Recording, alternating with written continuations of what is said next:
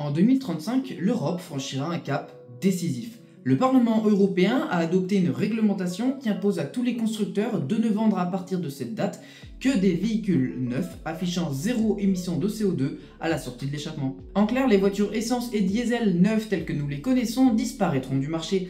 Cela ne signifie pas pour autant que toutes devront être électriques. La loi laisse en théorie une petite porte entrouverte à d'autres technologies zéro émission directe comme l'hydrogène, et des discussions ont même évoqué des carburants de synthèse neutres en carbone. Mais pour l'immense majorité des véhicules de demain, la voie est tracée, ce sera l'électrique à batterie. Ce changement n'est pas une simple mise à jour technique, c'est un bouleversement culturel car il touche à ce que nous croyons être l'essence même de l'automobile, bruit, odeur, vibration. En imposant un nouveau standard, l'Europe ne modifie pas seulement le contenu de nos réservoirs, elle modifie notre rapport émotionnel à la voiture. Voilà pourquoi la question brûlante se pose, l'électrique tue-t-elle l'âme de la voiture ? Avant d'y répondre, rappelons que nous assistons à une révolution technologique. Au XXe siècle, nos aïeux ont vu disparaître le cheval comme moyen de transport principal, remplacé par l'automobile. Ce fut une mutation brutale mais inévitable. Aujourd'hui, au XXIe siècle, nous vivons une transition similaire. Nous passons du thermique à l'électrique. Et comme pour toute mutation, les réactions se multiplient, les regrets s'expriment, les nostalgies s'exacerbent. Mais qui aujourd'hui regrette sincèrement d'atteler un cheval pour aller au travail le matin ? Personne. Demain il en sera de même pour le moteur thermique, ce n'est pas une fin, mais une transformation, une évolution dans l'histoire de la mobilité. Et quelle transformation? Regardons déjà ce que nous réservent les performances de l'électrique. Prenons un exemple, Rimac. Ce constructeur croate inconnu du grand public il y a encore quelques années est devenu la vitrine de ce que l'électrique peut offrir de plus extrême. Accélération foudroyante, couple démentiel, vitesse digne de la science-fiction. Aujourd'hui, c'est de la haute couture automobile réservée à quelques milliardaires. Je me permets de vous rappeler que les innovations de luxe descendent toujours dans le quotidien. Hier, l'ABS et l'airbag étaient réservés au Berline Premium, aujourd'hui ils sont dans toutes les citadines. De même, les performances démesurées de Rimac trouveront leur place dans nos voitures de tous les jours d'ici 30 ou 40 ans.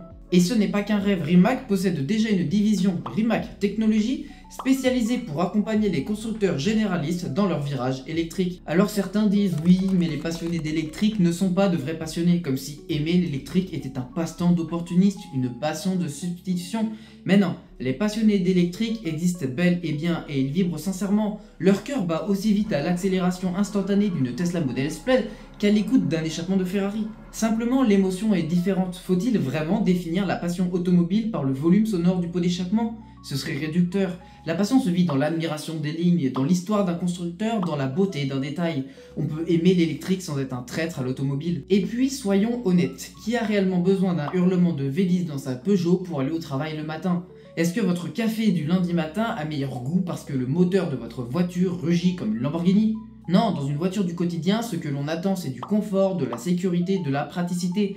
Et là-dessus, l'électrique excelle. Silence, couple instantané, entretien simplifié. Bien sûr, cela ne remplacera jamais le plaisir d'une balade sportive ou d'un circuit, mais la vérité, c'est que la grande majorité des automobilistes veulent aller d'un point A à un point B. Le védisme, c'est un fantasme, pas une nécessité. Car au fond, la passion se vit comme on le souhaite. Certains l'expriment dans le rugissement d'un échappement, d'autres dans la précision d'un châssis, d'autres encore dans le plaisir du detailing à passer 3 heures à faire briller la carrosserie un dimanche matin. La passion, c'est personnel, c'est intime, ce n'est pas une dictature collective. Alors pourquoi dire que l'électrique tue l'âme de la voiture ?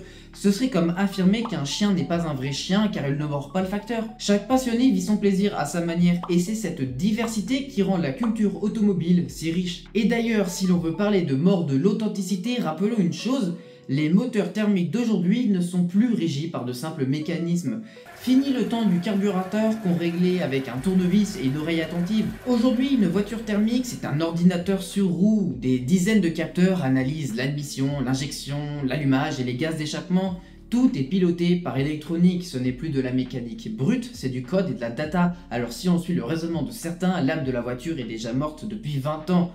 Pourtant, personne ne s'en plaint, l'électrique ne fait qu'aller plus loin dans cette logique. C'est précisément ici que la notion d'âme mérite qu'on s'y arrête. Pour beaucoup, l'âme d'une voiture se vit dans ses imperfections. Le passage de vitesse un peu dur, la pédale d'embrayage qui grince, le moteur qui cale au feu rouge, ce sont ces petites failles qui rendent chaque auto unique, qui la transforment en un membre de la famille et qui font naître des souvenirs inoubliables. Qui peut nier que certaines voitures ont marqué nos vies justement parce qu'elle n'était pas parfaite. La Citroën 2 chevaux, tremblotante sur l'autoroute, mais capable de traverser un champ avec des œufs intacts, la Mini, vive et capricieuse, ou la Fiat 500, bruyante et têtue, ont toutes charmé des générations par leur simplicité et leurs limites. Aujourd'hui, avec l'électrique, tout paraît parfait. La boîte de vitesse a disparu, l'accélération est linéaire, rien ne vibre, tout est sous contrôle. Certains diront que les ingénieurs ont trop bien travaillé en supprimant l'âme, pourtant celle-ci peut se retrouver ailleurs, dans le silence, dans l'instantanéité, dans un plaisir de conduite différent mais tout aussi vibrant. Ce n'est pas la même page, mais ce n'est pas une page blanche. L'âme d'une voiture peut désormais résider dans la maîtrise et la fluidité autant que dans ses défauts d'antan. Bien entendu, tout n'est pas parfait. La voiture électrique a ses désavantages. L'origine de l'électricité, tout d'abord, si elle provient encore largement du charbon ou du gaz dans certains pays, le gain écologique s'amenuise. Le temps de recharge reste une contrainte, notamment pour les longs trajets, même si les infrastructures progressent rapidement, l'autonomie n'est pas toujours adaptée aux grands voyageurs. Et surtout, la question du recyclage des batteries est cruciale. Aujourd'hui, on sait en recycler une partie, mais il reste un travail titanesque pour imaginer des filières circulaires capable de réutiliser les métaux rares sans nuire davantage à l'environnement. La transition n'est pas uniquement binaire, électrique ou rien. Des alternatives techniques existent et font déjà l'objet d'expérimentations sérieuses. Les carburants de synthèse sont produits à partir de deux éléments, l'eau et le dioxyde de carbone. On utilise l'électrolyse de l'eau pour obtenir de l'hydrogène. Celui-ci est ensuite combiné à du CO2 capté pour obtenir un carburant liquide capable d'alimenter les moteurs thermiques existants. Plusieurs acteurs développent cette technologie, par exemple, Porsche finance et soutient le projet Arioni au Chili qui vise à produire des e-fuels presque neutres en carbone destinés aux voitures de sport et de collection. L'idée est de montrer qu'il est possible de fabriquer un carburant synthétique compatible avec les moteurs thermiques existants. En parallèle, la filière compétition explore aussi des solutions pour réduire les émissions. Aux 24 heures du Mans et en championnat WEC, Total Energy fournit un carburant baptisé Excellium Racing 100, élaboré en partie à partir de résidus de la viticulture combinés à d'autres biosources. Ces initiatives démontrent deux réalités complémentaires. D'une part, on peut concevoir des carburants à faible empreinte carbone pour certaines niches comme la compétition et les voitures historiques. D'autre part, la course automobile joue le rôle de véritable laboratoire industriel. Elle valide dans des conditions extrêmes des solutions comme les e-fuels, les supercondensateurs ou l'hybridation qui pourront ensuite être adaptées au grand public. Entre l'efficacité énergétique où l'électrique direct conserve souvent l'avantage et la flexibilité d'utilisation qui permettent de continuer à utiliser le parc existant, chaque technologie a potentiellement sa place dans la transition. Et pour ceux qui pensent que l'électrique ne peut pas être fun, laissez-moi vous présenter un cas d'école, la Renault R5 Turbo 3E.